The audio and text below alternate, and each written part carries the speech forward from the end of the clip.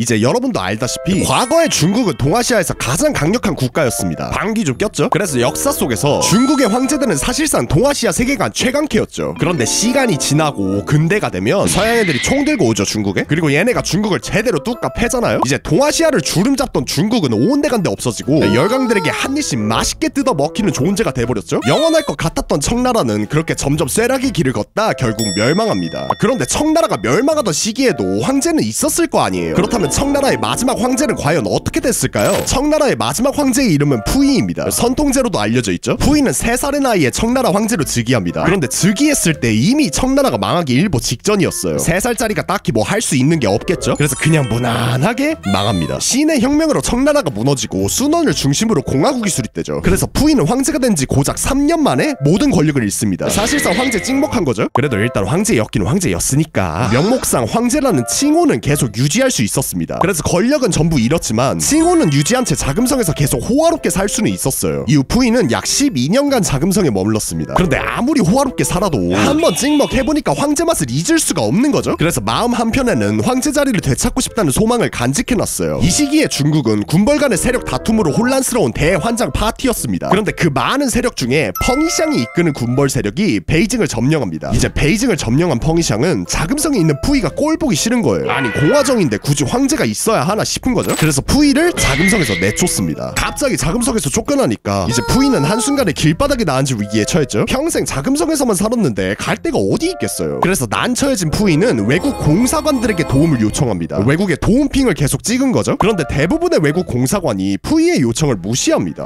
중화민국과의 관계 때문에 선뜻 푸이를 도와줄 수 없었던 거예요. 이제 푸이가 X됐다 싶은 거죠. 청나라는 이미 멸망한 지 오래고 자금성에서 쫓겨나서 갈 데도 없는데 외국 공사관들은 도와주지도 않고 이제 어디로 가야 하나 싶은 거죠. 그런데 다른 나라들과 다르게 일본은 푸이를 도와줍니다. 일본은 푸이에게 새로운 집도 제공하고 특별 대우를 해줬죠. 덕분에 푸이는 텐진의 거대한 2층짜리 저택에서 살게 됩니다. 뭔가 수상하긴 한데 푸이 입장에서는 개꿀이죠. 2층 저택이면 감지덕지지. 그래서 푸이는 일본 덕분에 텐진에서 호화로운 생활을 다시 누립니다. 사실 푸이는 내심 여전히 황제의 자리를 포기하지 않았습니다. 황제 찍먹했던 맛을 잊을 수가 없는 거죠. 그러던 1931년 중국을 못 먹어서 안달났던 일본이 결국 만주를 침략합니다. 국제사회는 일본의 만주 침략이 상당히 불편했습니다. 왜냐하면 당시 많은 국가들이 중국의 영토 주권을 어느 정도 존중하기로 조약을 맺었거든요. 그런데 갑자기 일본이 알바노를 시전하더니 만주를 침략하니까 국제사회가 어이가 없던 거죠. 명분이 없잖아요, 명분이. 중국의 영토 주권을 보장하기로 약속했는데 뜬금없이 일본이 만주를 왜 먹어요? 정당한 이유가 있어야 할 거 아니에요. 그리고 바로 이때 일본이 그동안 푸이를 도와준 이유가 드러납니다. 바로 만주국의 국가 원수로 푸이를 앉힌 거죠. 청나라의 마지막 황제였던 푸이를 지도자로 앉혀서 만주 통치를 정당화하려 한 거죠. 사실 푸이도 텐진에서 나름 잘 살고 있긴 했지만 다시 황제가 될 날을 계속 꿈꿔왔잖아요. 그래서 푸이도 일본의 요구를 받아들입니다. 만주국의 원수가 된 거죠. 더 나아가서 곧 만주국의 황제로 즉위합니다. 6살 때 폐위됐던 푸이는 드디어 그토록 원하던 황제의 자리에 다시 올랐죠. 일본은 계속해서 푸이를 회유하기 위해 곧 중국 전역의 황제로 복위시켜주겠다고 약속했습니다. 푸이는 개꿀당 외치면서 좋아하고 있었죠. 만주국 황제에서 더 나아가 다시 중국 전체의 황제가 될 수 있었으니까요. 그런데 이 모든 것은 사실 일본의 함정카드였죠. 만주국은 사실상 일본이 조종하는 괴뢰국이었고 국가의 모든 주요 정사는 푸이가 아니라 일본이 결정했습니다. 푸이는 사실상 일본이 가져오는 문서에 승인만 찍어줘야 했죠. 그냥 도장 싸게 된 거죠. 말만 황제지 실제로는 그냥 일본의 꼭두각시였던 거예요. 그런데 2차 세계대전 말기가 되면 점점 일본의 패색이 짙어집니다. 그리고 얄타 회담에 따라 소련이 일본을 공격하죠. 그래서 만주로 진격해요, 소련군이. 이제 깜짝 놀란 거죠, 푸이가. 소련군이 막 만주로 밀고 들어오니까 겁먹은 푸이는 재빠르게 비행기 타고 일본으로 빤스련 치려다 공항에서 소련군에게 붙잡힙니다. 그래서 소련의 포로로 잡혀가요. 그렇게 푸이의 만주국 황제 생활은 허무하게 막을 내렸죠. 이제 소련에 붙잡혔던 푸이는 1950년 마오쩌둥의 중화인민공화국에 넘겨집니다. 이때 푸이는 나라를 배신한 친일파로 처형당할까봐 제발 중국 송환을 거부해달라고 소련에 편지도 쓰고 온갖 떼를 써봤지만 결국 중국으로 배달됐죠. 중국에 돌아온 푸이는 이젠 진짜로 좆됐다 싶었죠. 누가 봐도 처형각이니까요. 그런데 놀랍게도 마오쩌둥은 푸이를 죽이지 않고 살려둡니다. 그리고 사회주의 교육을 통한 마개조를 시작하죠. 푸이를 죽이는 대신 사회주의로 개조시키면 그것만한 선전값이 없겠다 생각한 거죠. 그래서 자비를 베풀어서 푸이를 교도소에 집어넣고 매일 마오쩌둥 사상을 읽게 합니다. 그리고 사상 교육을 받는 동시에 푸이의 과거도 반성시키죠. 원래 푸이는 만주국에 있었던 일본의 만행들에 대해 자신은 어쩔 수 없었다며 책임을 회피했습니다. 그런데 직접 항일 운동가들과 얘기를 나누고 일본의 전쟁 범죄를 확인하자 생각이 바뀌었죠. 그는 무거운 죄책감을 느끼며 수백 페이지에 달하는 참회록을 작성합니다. 그렇게 교도소에서 약 10년이라는 긴 시간을 보낸 끝에 푸이는 마오쩌둥의 특별 사면을 통해 마침내 세상 밖으로 나오게 됩니다. 베이징으로 돌아온 푸이는 황제와는 전혀 다른 생활을 하게 됐죠. 생계를 위해 환경 미화원이 되어 길거리를 청소하기도 하고 식물원에 취직하여 원예사로 일하기도 했습니다. 후에는 편집자로 살아가기도 했죠. 푸이는 변화된 삶을 담담히 받아들이며 평민으로서 새 출발을 시작했죠. 그는 평범한 간호사와 결혼하고 조용히 가정을 꾸리며 살아갑니다. 어느 날 푸이는 일반 관광객들과 함께 입장권을 사서 자금석을 둘러보죠. 그곳에는 자신이 어린 시절 살았던 궁궐이 있었고 전시된 유물들 가운데는 푸이가 쓰던 물건들이 진열되어 있었습니다. 한때 자신의 세상이었던 공간이 이제는 유적으로 남아있는 현실에 미묘한 감정을 느꼈죠. 그렇게 평범하게 살아가던 푸이는 1967년 병세가 악화되어 세상을 떠납니다. 현대의 푸이에 대한 평가는 되게 복합적입니다. 청왕조의 마지막 황제로서 제국의 몰락을 상징하는 인물인 동시에 침략자 일본에 협력한 괴뢰군주로 오랫동안 비판받았죠. 한편으로는 어린 나이에 황제가 되어 시대의 소용돌이에 휘말린 비운의 인생이라는 동정적인 시각도 존재합니다. 중국의 마지막 황제는 평민으로 살다가 생을 마감했죠. 그래서 오늘의 결론은 황제였다가 폐위됐다가 다시 황제됐다가 잡혔다가 마개조 당했다가 환경 미화원이었다가 원예사였다가 편집자였다가 이거 그냥 전이맨이신데? 아넬카죠?